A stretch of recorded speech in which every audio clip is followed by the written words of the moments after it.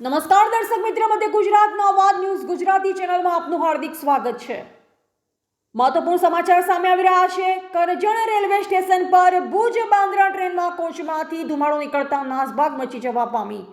વડોદરા જિલ્લાના Karjan railway station પર ભુજ બાંદ્રા ટ્રેનમાં એક કોચમાં ધુમાડો નીકળતા નાસભાગ મચી જવા પામી હતી। પ્રાપ્ત માહિતી અનુસાર કરજણ રેલવે સ્ટેશન પર ભુજ બાંદ્રા ટ્રેનમાં કોઈ અગમ્ય કારણસર S4 કોચ પાસેથી ધુમાડા નીકળતા નજરે પડ્યા। ઘટનાની જાણ થતાં જ અધિકારીઓ સહિત રેલવે પોલીસ ઘટના સ્થળે દોડી આવી તંત્રની સતર્કતાના કારણે મોટી દુર્ઘટના સર્જાતા અટકી ગઈ। મોટી દુર્ઘટના ટળી જતા તંત્રે હાશકાર અનુભવ્યો। 15 મિનિટ સુધી કરજણ સ્ટેશન પર ગાડી રોકવામાં આવી હતી, ત્યારબાદ ટ્રેનને રવાના કરવામાં આવી હતી। રિપોર્ટર ફિરોજ મલેક, કરજણ।